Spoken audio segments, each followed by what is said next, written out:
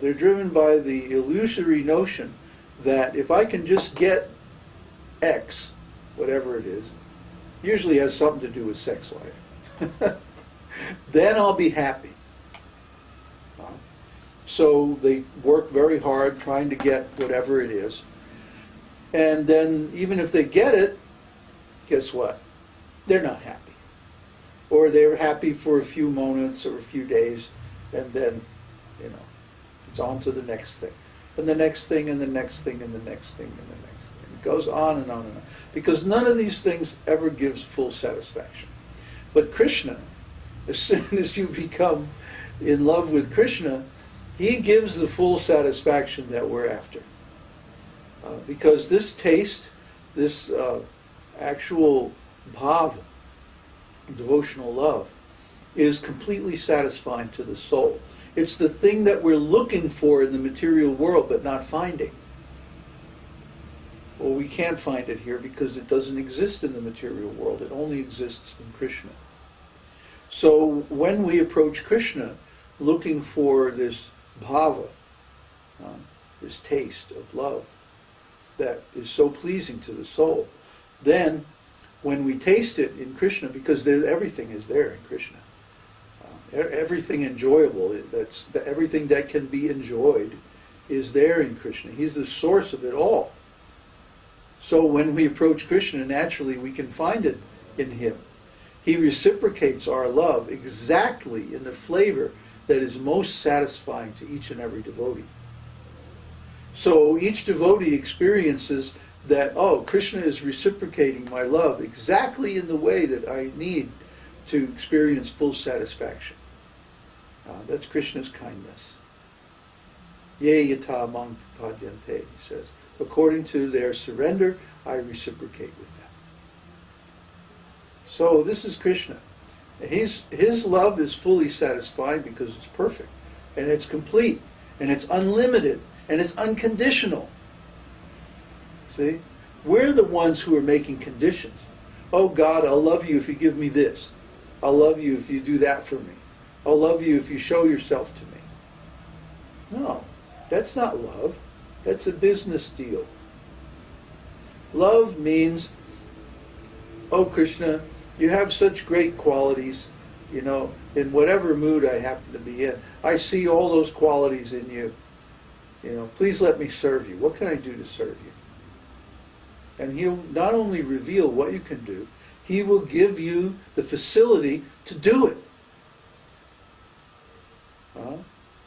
How do you think we're traveling around the world and doing all this service and, opening up communities and getting farms and doing all this stuff that we're doing? None of us have a job. None of us are independently wealthy. Our families don't support us. Nobody supports us. Krishna directly supports us and gives us the facility by inspiring people to give some donation. That's how it works. See, we don't do anything and you don't do anything. We simply desire to follow Krishna's instructions. We simply desire to please Krishna somehow or other, even though we have really no power to please Krishna. Somehow or other we desire to please Krishna, and then Krishna gives the facility to please him.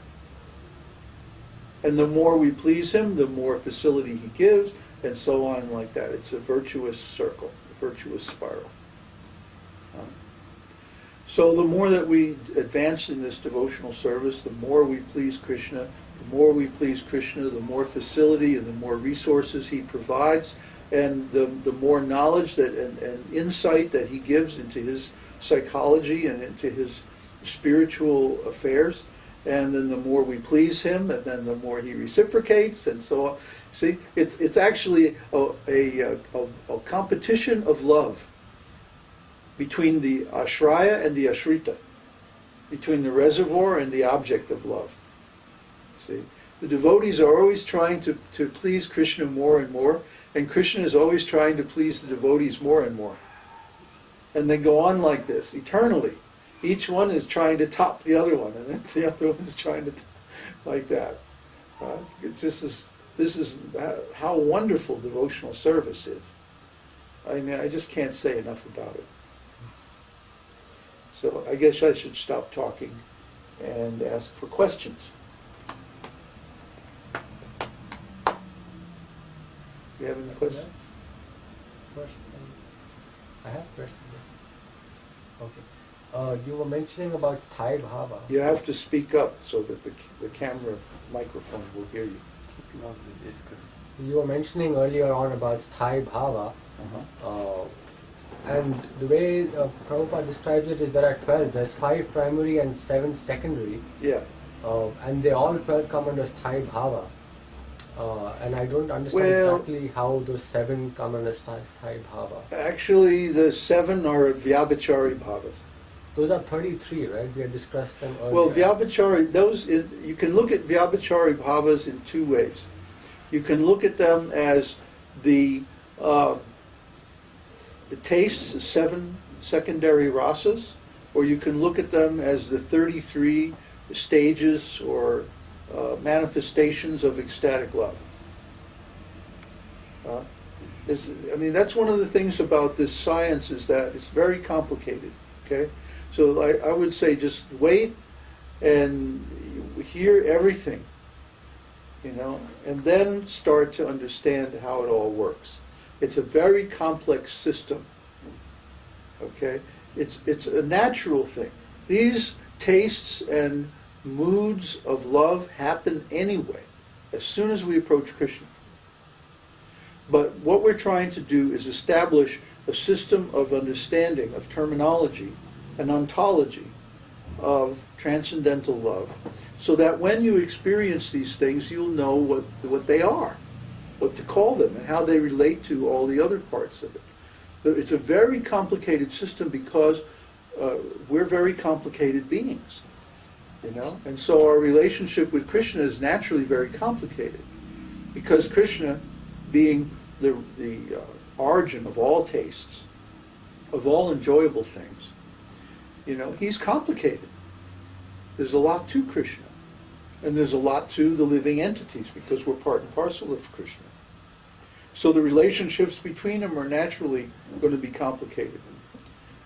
Sometimes when we look at something one way, it will look a particular way, and then we look at it another way, it'll look a different way, and we need different terminology to describe it from that point of view. So it's sometimes vyabhicārī-bhāva means the 7 secondary rasas. Sometimes it means the 33 stages of different. How can I say? Well, it's like Prabhupada always talks about cooking down milk. When you first start the milk, it's very liquid, and then when it boils, it tries to froth, boil over, froth up. And then it reaches a stage where it boils steadily, And then after you boil the milk for some time, then it reaches another stage, And if 2 or 3 stages later, it tries to stick, and then you have to stir it constantly. And finally, you can cook it all the way down until it's solid.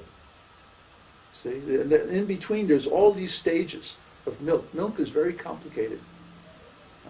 So similarly, emotions also have these different states and stages of development. So that's one way to look at vyabhicārī-bhāvas. Another way to look at vyabhicārī-bhāvas, because see, the vyabhicārī means they're always changing. And similarly, the 7 secondary rasas are always changing. Sometimes they're manifest, sometimes they're not manifest. But the sthāyi-bhāva is always manifest.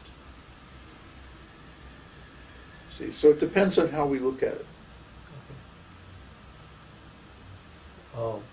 So right now at this stage, most of these terminologies are pretty much meaningless because we don't have direct experience of them? No, they're not meaningless. They're not meaningless because in every devotee, for example, talking about vibhāva, as we are, in every devotee's experience, there's an impelling force, and there's a basic force that starts their devotional service. Krishna is the basic cause. Krishna speaks the Vedas, You know, he's the origin of the whole science and practice of devotional service. He incarnates on the different planets of the universe in different forms to spread this science, you know, and he makes so many arrangements for his devotees, like we were talking about, you know, protecting and facilitating his devotional service and like that. So he's the basic cause. But then his devotees, who are the reservoir of this devotional love, you see, they're the impelling cause. We become devotees because we associate with devotees, right? And everybody can observe that. Everybody who's a devotee, anyway, can observe these causes in their devotional life. They had this experience with these devotees, and that helped them to realize so and so, you know, and then they went here and they did that, and then they